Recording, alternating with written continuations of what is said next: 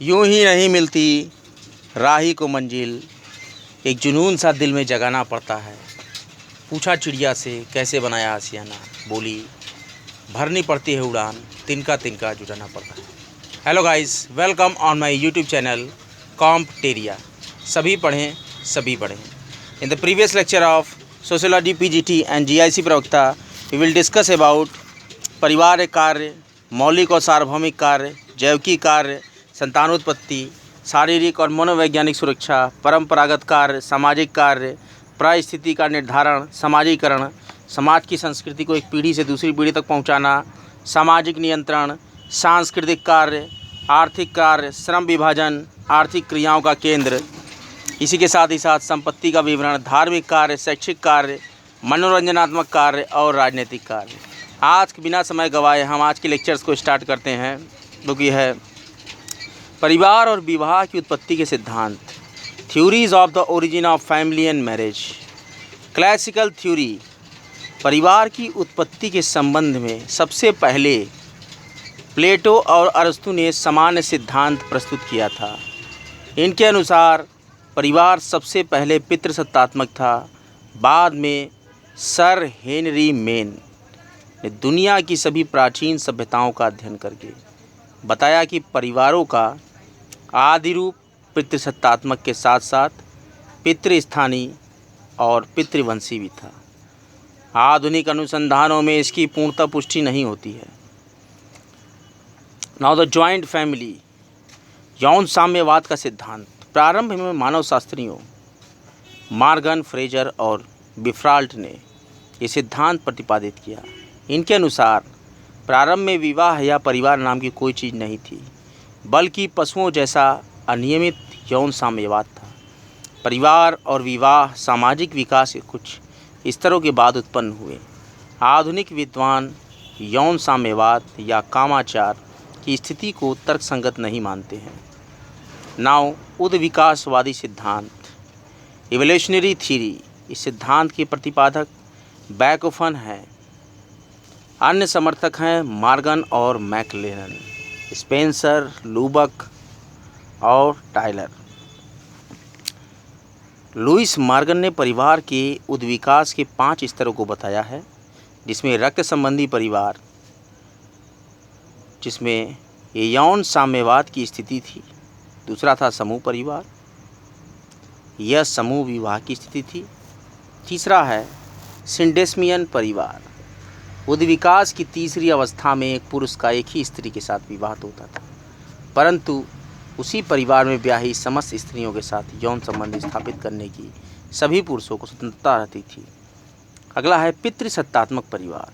ऐसे परिवारों में पुरुषों के हाथ में सत्ता होती थी, वह एक से अधिक स्त्रियों से विवाह व यौन संबंध रखता था। इसके बाद है एक विवाही परिवार। यह परिवार का आधुनिक रूप है। अब हम चौथे बिंदु पर चर्चा कर लेते हैं, एक विवाह का सिद्धांत, थ्योरी ऑफ मोनोगैमी। इस सिद्धांत के प्रवर्तक थे वेस्टरमार्क। इन्होंने हिस्ट्री ऑफ ह्यूमन मैरिज में बताया है कि यौन साम्यवाद, बहुविवाह, समूह विवाह आदि विचार काल्पनिक है और एक विवाह परिवार ही मानव जीवन या संस्कृति के सभी स्तरों पर विद्यमान रहे हैं। मैलिनोवस्की भी इसी सिद्धांत के समर्थक हैं। अगला है मातृसत्तात्मक सिद्धांत, थ्योरी ऑफ मैट्रियची। ये सिद्धांत ब्रिफॉल्ट ने प्रतिपादित किया है। 3 खंडों में प्रकाशित इनकी कृति द मदर्स, इसमें कहा गया है कि मानव परिवार का ही नहीं, पशी परिवार का भी अपना अभिरूप मातृसत्तात्मक परिवार ही था। पुरुष तो केवल यौन संबंधी आकर्षणों के कारण ही परिवार में रहना चाहता है, परंतु माता में मातृमूल प्रवृत्ति अधिक शक्तिशाली होती है, जिसके कारण माँ अपनी और संतानों की आर्थिक व सामाजिक रक्षा की आवश्यकता को निरंतर अनुभव करती है। इसलिए परिवार का वास्तविक रूप मातृसत्तात्मक परिवार ही माना जाता था। आज परिवार का ये लेक्चर यहीं पर समाप्त हो गया। अब इसके बाद मैं बहुत ही महत्वपूर्ण लेक्चर, बहुत ही महत्वपूर्ण विषय के अगले पड़ाव पर हूँ। जिसमें कि मैं आपको पढ़ाऊँगा धर्म और जादू। अगला चैप्टर हम लोग का होगा धर्म और जादू, concept of religion and magic. धर्म और जादू समाज शास्त्र और मानव शास्त्र, इन दोनों विषयों की महत्वपूर्ण अवधारणा है। परंपरागत और आदिम समाजों से लेकर समकालीन समाजों तक में धर्म और जादू का प्रचलन देखा जा सकता है और धर्म और जादू प्रत्येक समाज के महत्वपूर्ण अंग रहे हैं। धर्म और जादू संकट से छुटकारा प्राप्त करने की दो विधियां हैं। आदि मानव ने जीवन की वास्तविकताओं का सामना करने के लिए अलौकिक शक्तियों का सहारा लिया होगा। ये ऐसी शक्तियों के सम्मुख या तो झुक गया है या उसकी पूजा और आराधना की होगी या उस शक्ति पर नियंत्रण प्राप्त करके उस पर दबाव डालकर उसे अपनी सेवा में लिया होगा। इसी से धर्म और जादू का जन्म हुआ। धर्म और जादू मानव के लिए अनुकूलन के उपकरण हैं और दोनों ने ही मानव को कठिन स्थितियों और तनावों से बचाया है। दोनों अप्रोच साथ साथ रहे हैं। कभी कभी ये दोनों काफ़ी समान और परस्पर एकाकार प्रतीत होते हैं। जादुई उपागम अधिक प्राचीन है। मनुष्य में अनुनय विनय का तरीका उस समय अपनाया होगा जब उसके द्वारा की गई जादुई क्रियाओं को वांछित परिणाम पैदा करने में सफलता नहीं मिली। अब हम चर्चा करते हैं कि धर्म क्या है। रिलीजन मानव अस्तित्व के बारे में अनेक विश्वास और विचारधाराएं, धर्म उससे जुड़ा हुआ है। धर्म मानव जाति के पर्यावरण और जीवन में आसानी से समझ न आने वाली तत्वों के प्रति मानव की प्रतिक्रिया है।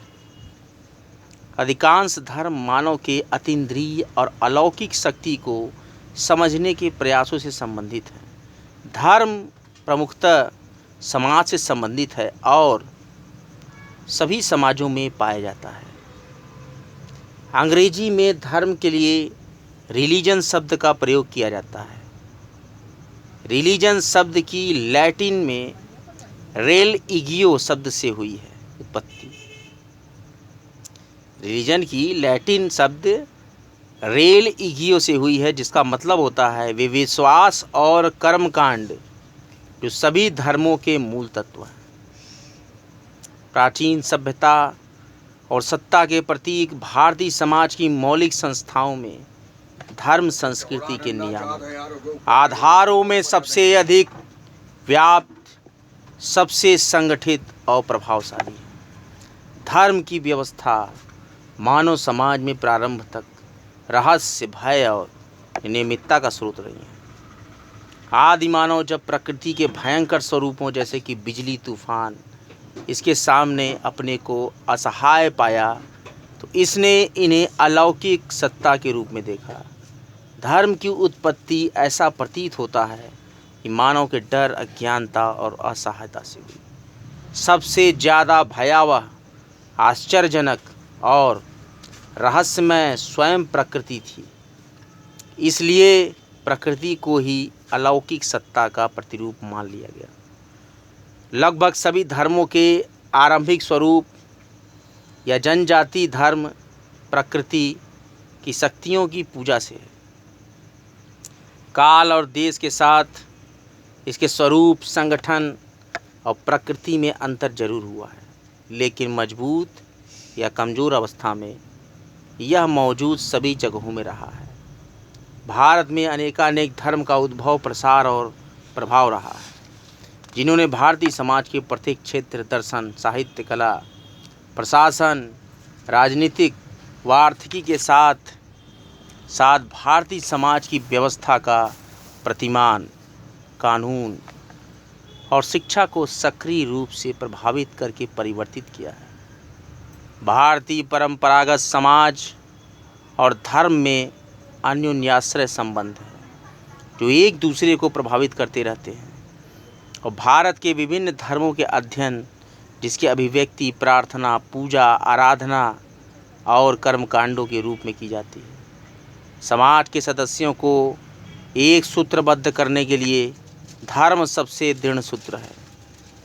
इसके कारण ही धार्मिक युद्ध और सांप्रदायिक तनाव भी पैदा हुए।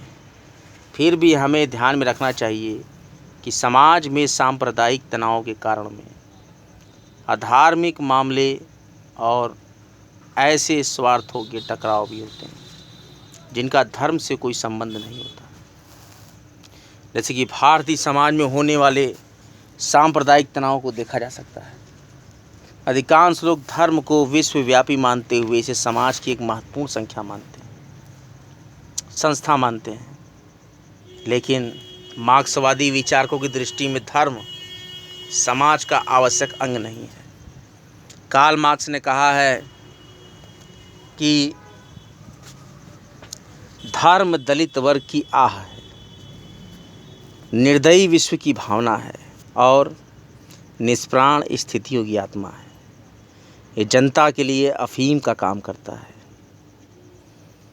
उनका विश्वास था कि धर्म का विश्वास शोषित लोगों के दिमाग में गरीबी और शोषण का उत्पीड़न सहने के लिए अफीम के रूप में काम करता है। इसलिए मानव समाज को तब तक इसकी आवश्यकता रहती है जब तक कि वह समाज के उच्च वर्ग द्वारा दलित और शोषित होता रहता है। समाजवादी समाज में इसकी कोई आवश्यकता नहीं होगी और यही सामाजिक विकास का अंतिम चरण होगा।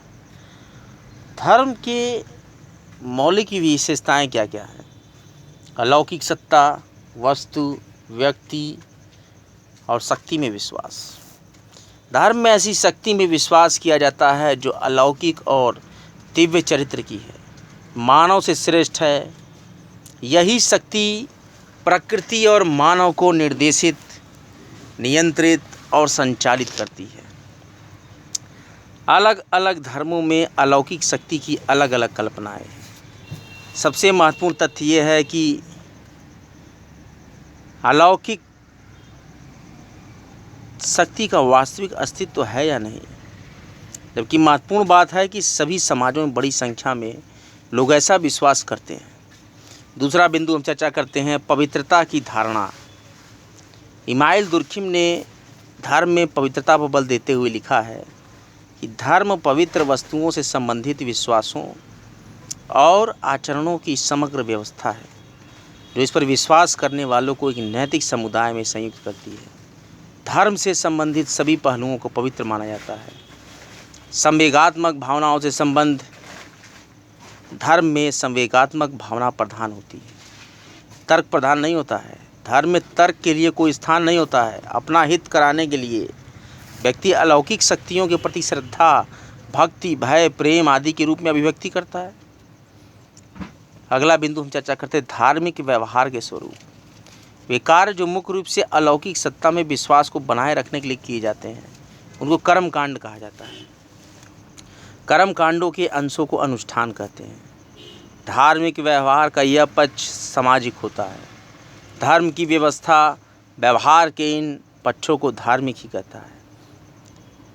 उदाहरणार्थ जैसे कि गरीबों को दान देना, कमजोरों की मदद करना, इस प्रकार से उदाहरण हो सकते हैं। इसमें विभिन्न पूजा पाठ, नमाज, चर्चा में प्रार्थना है जो कर्म कांड के उदाहरण हैं। रिचुअल्स जो हमारे हैं, जो कर्म कांड, उसके उदाहरण हैं ये सब की। जैसे भिन्न पूजा पाठ, नमाज, चर्च में प्रार्थना, ये सब हमारे रिचुअल्स हैं। अब होगा अनुज्ञा और निषेध की चर्चा। प्रत्येक धर्म में कुछ कर्मों करने के लिए कहा जाता है जिन्हें अनुज्ञा कहते हैं, जैसे दान देना। निषेधों द्वारा कुछ कार्यों करने से मना किया जाता है, जैसे झूठ नहीं बोलना चाहिए, दुराचार, व्यभिचार, बेईमानी आदि नहीं करनी चाहिए। ये निषेध और अनुज्ञा धार्मिक विश्वास से सीधे जुड़े नहीं होते हैं। अगला बिंदु जो मैं चर्चा कर रहा हूँ, विशेष धार्मिक सामग्री और प्रतीक। ये सारे धर्म मौलिक विशेषताएं हैं। धार्मिक क्रियाओं में अलग अलग धर्म में अलग अलग धार्मिक सामग्रियों, धार्मिक प्रतीकों और जादू टोनों, पौराणिक कथाओं का समावेश होता है। जैसे कि हिंदू धर्म में हवन, पूजा, आरती, केले, पीपल आदि की पूजा, गंगा जल और तीर्थ स्थानों का विशेष महत्व है। तो ईसाई धर्म में बाइबिल, क्रॉस और मोमबत्ती का भी विशेष महत्व है। अगला पक्ष जो होगा दार्शनिक पक्ष। प्रत्येक धर्म अपने ढंग से विश्व, समाज एवं समय की व्याख्या करता है। इसी संदर्भ में नरक और स्वर्ग या मुक्त आत्मा और शुद्ध आत्मा की कल्पना करता है। इस दार्शनिक पक्ष के कारण ही एक धर्म के मानने वाले का एक विश्व दृष्टिकोण विकसित होता है। प्रत्येक धर्म एक काल्पनिक और वास्तविक विश्व दृष्टिकोण को जन्म देता है। धर्म अपने सैद्धांतिक स्वरूप में अपरिवर्तनशील होता है, लेकिन व्यावहारिक रूप में प्रत्येक धर्म समय के साथ परिवर्तित होते जाते हैं। धार्मिक संस्करण की चर्चा करते हैं। सामान्यतः प्रत्येक धर्म से संबंधित संस्करण की एक व्यवस्था पाई जाती है। जिन लोगों को धार्मिक क्रियाएं या कर्मकांड कराने का समाज द्वारा विशेष अधिकार प्राप्त होता है, उन्हें अन्य लोगों की तुलना में संस्कारात्मक दृष्टि से उच्च समझा जाता है। ऐसे लोगों में पंडित, पुजारी, महंत, संत, पादरी, मौलवी आदि लोग आते हैं। अगला बिंदु है शुद्ध रूप से सामाजिक और सांस्कृतिक होना। ये मैं धर्म के मौलिक विशेषताओं की बात कर रहा हूँ। प्रत्येक धर्म में सामान्यतः धार्मिक, सामाजिक, सांस्कृतिक जीवन के संबंध में नियम और मान्यताएं तय किए जाते हैं। ये नियम और मान्यताएं धर्म में ईश्वरीय आदेश और अनुज्ञाओं के रूप में प्रस्तुत किए जाते हैं। मैलिनोवस्की ने जनजातीय समाजों का उदाहरण देते हुए कहा है कि मछली पकड़ने वाले समुदाय नावों, मछलियों, समुद्र आदि की पूजा करते हैं। इसी प्रकार से हिंदू धर्म, ईसाई धर्म और इस्लाम धर्म आदि में उत्तराधिकार, परिवार, विवाह आदि के नियमों को ईश्वरीय नियमों की तरह ही माना जाता था और उनका पालन किया जाता था। औद्योगिक युग से पहले धर्म ही समाज और संस्कृति के नियामक पक्षों का सबसे बड़ा आधार था। धर्म के सरल रूप सिद्धांत धर्म के सरल रूप के धर्म के जटिल रूप की तरह दार्शनिक रूप देने की प्रवृत्ति नहीं है।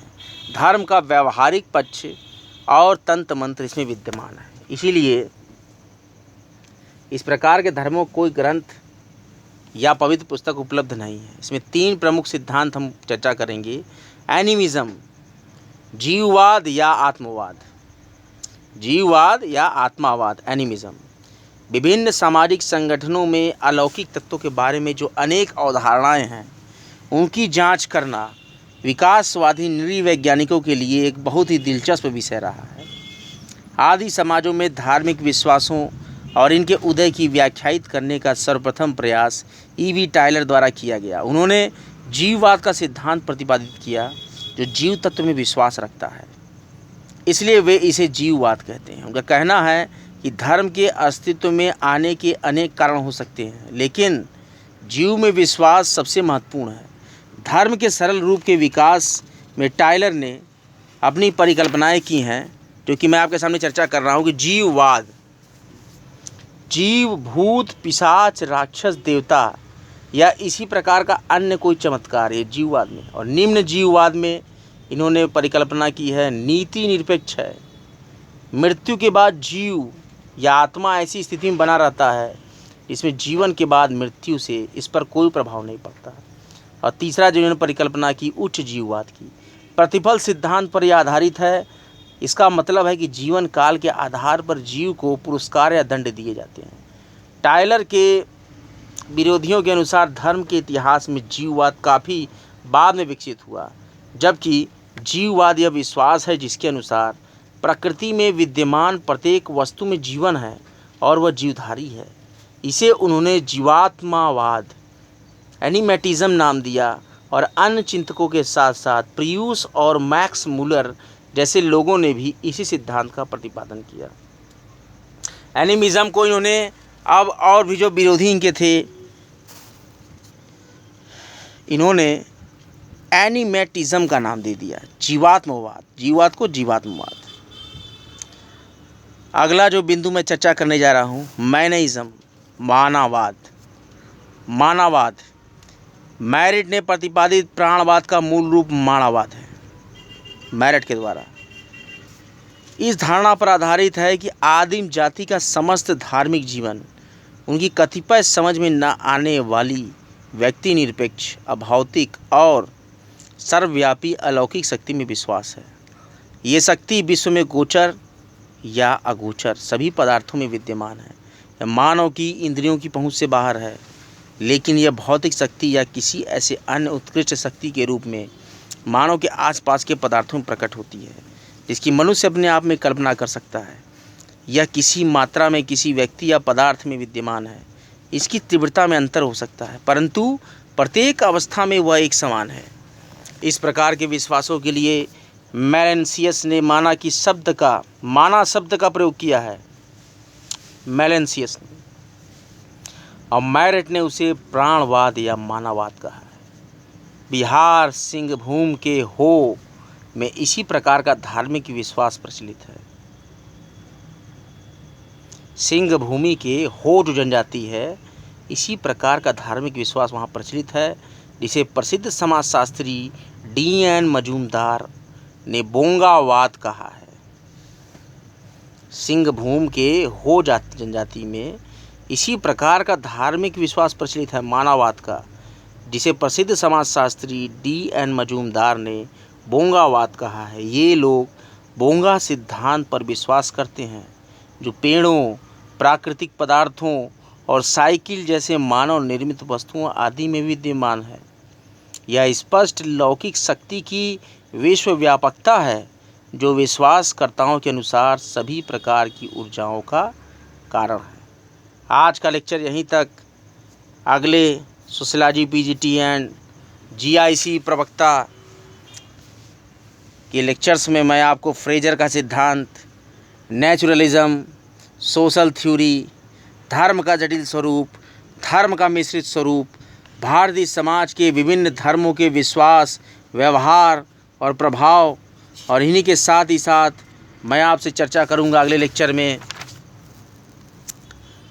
ईश्वर में विश्वास, सनातनता, आध्यात्मिकता, कर्म का सिद्धांत, पुनर्जन्म का सिद्धांत, मोक्ष का सिद्धांत, रीति नियम, आश्रम व्यवस्था, विविधता में एकता, मूर्ति पूजा, अहिंसा, ऋण और यज्ञ, संस्कार, उदारता, कर्म कांड, विधि और अनुष्ठान, और इसके साथ ही साथ मैं चर्चा करूंगा इस्लाम धर्म, ईसाई धर्म, सिख धर्म, और इसके साथ ही साथ जैन धर्म, बौद्ध धर्म, धर्म के प्रकार या धर्म की भूमिका, जादू का अर्थ और परिभाषा, दोनों में प्रमुख समानताएं और असमानताएं, जादू के भेद, धर्म और जादू में अंतर, और उसके साथ ही साथ मैं आपसे चर्चा करूंगा जादू, धर्म और विज्ञान में अंतर। इस प्रकार आज का लेक्चर यहीं तक। वीडियो के कमेंट बॉक्स में कमेंट ज़रूर करें आपको आज का लेक्चर कैसा लगा। वीडियो के डिस्क्रिप्शन बॉक्स से इम्पॉर्टेंट PDFs की लिंक होगी, वहाँ पे क्लिक करके इम्पॉर्टेंट PDFs डाउनलोड करना ना भूलें। कंसर्न लेक्चर से रिलेटेड कंसर्न PDF हर वीडियोस में अटैच की जाती है। मेरे चैनल को लाइक करें, सब्सक्राइब करें और बेल आइकन को ज़रूर प्रेस कर दें। बेल आइकन को जब आप प्रेस करेंगे तो जब कभी भी मैं वीडियोस डालता हूं, जिस भी समय मैं वीडियो डालूंगा, आपके मोबाइल स्क्रीन पे एक शार्ट नोटिफिकेशन आ जाएगी, जिसको क्लिक करके आप डायरेक्ट मेरे लेक्चर्स का लाभ ले सकते हैं। कामटेरिया का उद्देश्य है सभी पढ़ें, सभी बढ़ें, पढ़ते रहिए, बढ़ते रहिए जीवन में निरंतर, और इस कामटेरिया चैनल को ज़्यादा से ज़्यादा ज़रूरतमंद छात्रों तक शेयर कीजिए। यूट्यूब पर कामटेरिया पूर्णतः निःशुल्क है और निःशुल्क ही रहेगा। जो भी ज़रूरतमंद छात्र हैं, जिनको समाजशास्त्र, पर्यावरण, पारिस्थितिकी और जैव विविधता, करेंट अफेयर्स और बहुत ही महत्वपूर्ण UPPCS और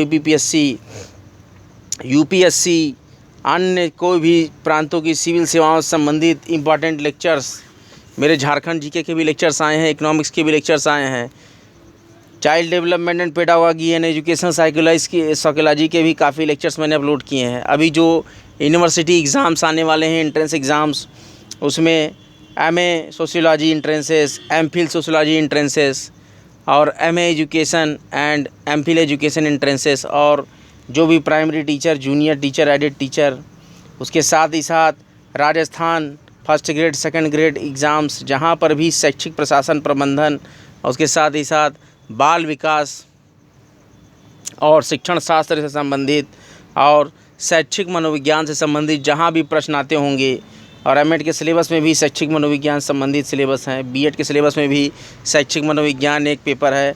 तो आप मेरे शैक्षिक मनोविज्ञान और चाइल्ड डेवलपमेंट पेडागॉजी के भी जो लेक्चर्स मैंने अपलोड किए हैं उसका लाभ ले सकते हैं और विभिन्न प्रकार की परीक्षाओं में उसका लाभ लेकर आप काफ़ी हद तक सफलता प्राप्त कर सकते हैं। कॉम्टेरिया पे निरंतर कई विषयों के लेक्चर्स आते रहते हैं।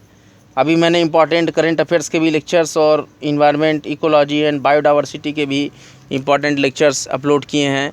निरंतर लेक्चर्स अपलोड होते रहेंगे। जितना भी समय कॉम्टेरिया पर मैं देता रहूँगा, बराबर नए नए विषयों पर भी लेक्चर्स आते रहेंगे। अभी उत्तर प्रदेश माध्यमिक शिक्षा सेवा चयन बोर्ड और उसके साथ ही साथ उत्तर प्रदेश लोक सेवा आयोग द्वारा प्रवक्ता पद की जो फॉर्म फिलअप किए जा चुके हैं या फिलअप किए जा रहे हैं, वो सोशियोलॉजी सब्जेक्ट के जितने भी पीजीटी लेवल के सिलेबस हैं उसको मैं यहाँ कवर करा रहा हूँ। मैं इंटरमीडिएट से लेके ग्रेजुएशन होते हुए पीजी के सारे सोशियोलॉजी के एक एक सूक्ष्म पॉइंट्स को यहाँ पर डिस्कस करता हूँ।